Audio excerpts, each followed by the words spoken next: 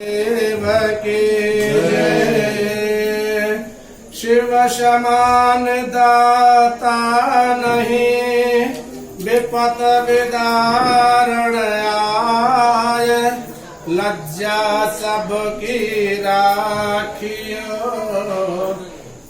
लज्जा सबकी राखियो, नंदी के असवार।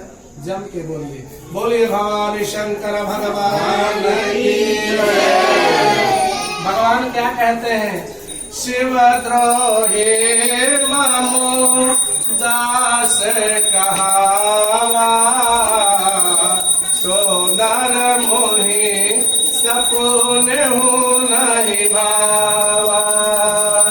शिव द्रोही ममो दास कहावा, सो नर मोहि सपुन हूँ नहीं भावा। भगवान कह रहे हैं कि मेरा कोई भक्त है और वो यदि शिव द्रोही है तो वो मेरा दास बनने के लायक नहीं है। इसलिए हरि और हर दोनों एक हैं।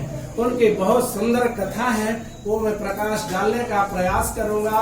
हर गृहस्थियों का धर्म है कि जीवन में एक बार हरिद्वार जरूर जाए। हरिद्वार जाने से देखिए एक गौ घाट है, गौ घाट में स्नान करने का पुण्य है। मैं सूक्ष्म रूप से बता रहा हूँ, ज्यादा समय नहीं है, नहीं तो लोग बोलेंगे पंडित जी को नहीं बुलाना, बहुत देर गप्पे मारते हैं। पूजा तो छोटी करते हैं लेकिन गप्पे देर तक मारते हैं। तो बहुत ध्यान से थोड़ी थोड़ी चीज मैं बताऊंगा। हरिद्वार जाएं, गौ घाट में स्नान करें। और ऐसी मान्यता है कि यदि हमारे द्वारा गौ हत्या का पाप हुआ है, कोई भी पाप हुआ है और हम वहाँ स्नान करके निकलते हैं तो गौ माता खड़ी मिलती है, आप उसको हरी घास खिला दीजिए, एक केला खिला दीजिए, चना की दाल खिला दीजिए, गुड़ खिला दीजिए और उससे आशीर्वाद ले लीजिए, आप पाप मुक्त हो जाएंगे। दूसरा घाट कौन सा है? कुशावर्त घाट है। कुशावर्त घाट की महिमा यह है कि यदि हम उसमें एक बार स्नान करते हैं तो हमारे पूर्वज जो मतलब पूर्ण नहीं हुए हैं, भूत प्रेत बन गए हैं, उनको भी मोक्ष मिल जाएगा और हमारा जीवन सफल हो जाएगा। अपने पूर्वजों की मंगल कामना के लिए वहाँ तर्पण करना चाहिए, पिंडदान करना चाहिए। फिर वहाँ पे गणेश घाट है, उसका भी दर्शन करना चाहिए। विष्णु घाट है, उसका भी दर्शन करना चाहिए। और एकनाथ जी की समाधि स्थली है, वहाँ दर्शन करना चाहिए। और फिर भारत माता का दर्शन है, जो भगवान विष्णु ने, भगवान कृष्ण ने विराट रूप दिखाया था, वो भारत माता का वहाँ दर्शन है, उसका दर्शन करना चाहिए। मनसा देवी का दर्शन करें, चंडी देवी का दर्शन करें। और देखिए क्या बोलते हैं, वहाँ पे कनखल का स्थान है, बहुत सुंदर है। खल नाम के दैत्य का भगवान ने वध किया। पहले वो दक्ष की नगरी थी, बाद में कनखल हुई। खल नाम के दैत्य का भगवान ने वध किया और सती माता की कथा आ गई। मैं 2 मिनट में सुनाऊंगा और अपनी वाणी की समापन की ओर जाएंगे, तो बहुत ध्यान से सुनिए। सती माता की कथा है, बोलते हैं ना, यदि माता पिता कहीं भी समाज में फंक्शन उत्सव हो रहा हो, जब तक पति की आज्ञा ना हो, परिवार की आज्ञा ना हो, तब तक वहाँ जाने की जिद नहीं करना चाहिए। तो मैं आपको सती माता की बहुत सुंदर कथा सुनाने जा रहा हूँ। दक्ष ने यज्ञ का आयोजन किया और भगवान शंकर को निमंत्रण नहीं दिया, पार्वती माता को निमंत्रण नहीं दिया। अब देखिए, माताओं का हृदय बड़ा कोमल होता है। हम लोगों के घरों में रहती है, चाहे हम जितना सेवा करें, चाहे जितना सत्कार करें, चाहे जितने अच्छे अच्छे वस्त्र आभूषण दें, लेकिन उनको हमारे घर में खुशी थोड़ी कम मिलती है। मायके का नाम सुनते ही चेहरा प्रफुल्लित हो जाता है।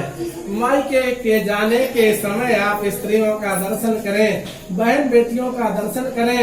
जो दुबली पतली होंगी वो भी मन से उत्साह से तंदुरुस्त हो जाएंगी। तो बहुत सुंदर कथा है, मैं आपको सुनाने जा रहा हूँ। ब्रह्माणी और इंद्राणी समुद्र मार्ग से जा रही थी और सती माता को भगवान शंकर ने मना कर दिया था कि वहां नहीं जाना है। अब माताओं का हृदय बड़ा कोमल होता है, उसके मन में लालसा उठी कि मेरे पिता के यहाँ इतना बड़ा फंक्शन उत्सव हो रहा है, दुनिया के लोग आए हैं, सती माता की 27 बहनें थी, तो वो सब आई होंगी, मैं अपने बहनों से मिलूंगी। ये सोच करके भगवान शंकर तो तपस्या में लीन हैं। सती माता के मन में जाने का क्षोभ हुआ। नंदी खड़ा था बाहर, नंदी की सवारी करके वो एक ही ऐसा समय आया कि सती माता ने नंदी की सवारी करके और पिता के यहाँ पहुँच गए। तो वहाँ क्या होता है बहुत सुंदर से सुनिए। सादर मिले सादर भले ही मिली एक माता, भगनी मिले बहुत मुस्काता, दक्षिण का चो पूछे कुशलाता,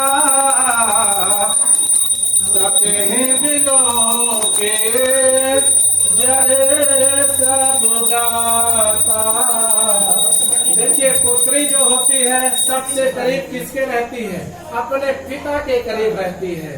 माता तो मिली प्रेम से, लेकिन जो बहनें थी वो सब उलाहना देती हुई, हंसी ठिठकोलियां करते हुई मिली। और जो उनके पिता दक्ष थे, यदि कुछ भी पूछ लेती बेटी कैसी हो, तो वहीं पे बेटी खुश हो जाती। पिता भी बात नहीं किए और क्या देखी कि मेरे पति देव का तो यहाँ यज्ञ में कोई भाग ही नहीं है। तब उनको अपना अपमान महसूस हुआ कि मैं इस घर में जन्मी, मेरे माता पिता मेरे भाई बहन मेरा कोई आदर ही नहीं कर रहे हैं। चलो मेरे पति तो दूसरे घर से हैं, लेकिन मैं इस घर में जन्मी, मेरा निरादर हो रहा है। इसी क्षोभ में अपने पति का निरादर वो सहन नहीं कर सकी और हवन कुंड में प्रवेश कर गई और वहीं सती ने अपने शरीर को शांत कर लिया। एक सती माता वो थी कि अपने पति की बुराई, अपने पति की निंदा सहन नहीं कर सकी। और आज की सती माताएं हैं, थोड़ा से कुछ हो गया तो दिन भर पति को कोसते घूम रही हैं। जब तक पति की सब बुराई नहीं करेंगे पेट फूलता है। और एक वो थी अपने शरीर को ही शांत कर ली। अरे मेरे पति का यहाँ कोई भाग ही नहीं यज्ञ में, तो इसीलिए बड़भागी है सती माता। माताएं बड़भागी है जो अपने पति का आदर करती हैं। जिस घर में अपने पति का आदर नहीं, जिस घर में लक्ष्मी का आदर नहीं, वहाँ कभी भी सुख शांति नहीं आ सकती।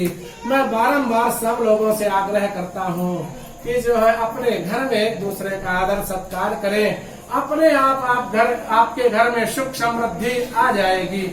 आप कितना पूजा पाठ कर लो, यदि आपके घर में आदर सत्कार नहीं तो धन वैभव आने वाला नहीं है। इसलिए मैं बोलता हूँ हरिहर दोनों एक है, न ये कम है न वो कम है। एक ने सिंधु को डांटा, दूसरे ने दक्ष को डांटा, न ये कम है न वो कम है। अब देखिए विलक्षण लीला देखिए, वीरभद्र के द्वारा यज्ञ का विध्वंस हो गया। भगवान शंकर भी आए, सबको डांटे मारे, विध्वंस हो गया।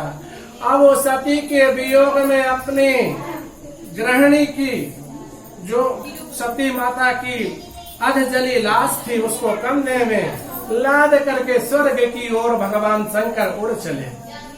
अब भगवान विष्णु सोचे ये स्वर्ग में पहुंच जाएंगे तो स्वर्ग भी अपवित्र हो जाएगा, इसलिए उन्होंने सती माता के अपने सुदर्शन चक्र के द्वारा नवखंड कर दिए।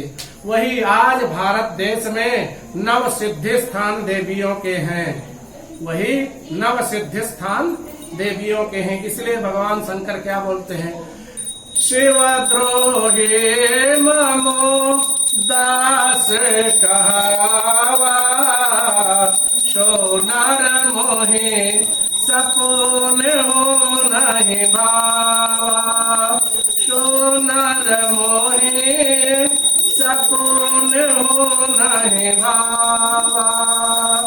सास ससुर पद पंकज पूजा, यस मुरारे धर्म नहीं दूजा। यस मुरारी धर्म नहीं दूजा।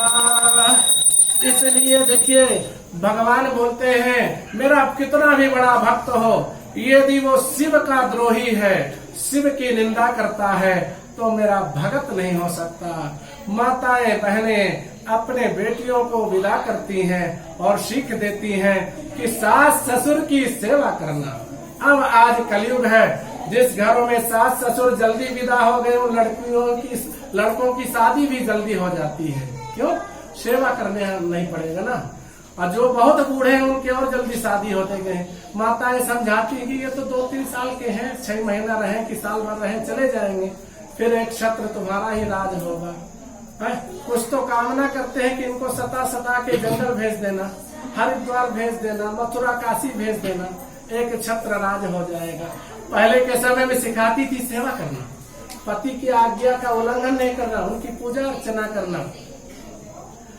पहले के समय में हम लोग जब गृहस्थी के यहाँ कोई सन्यासी आते थे तो हम लोग पैर धुलाते थे।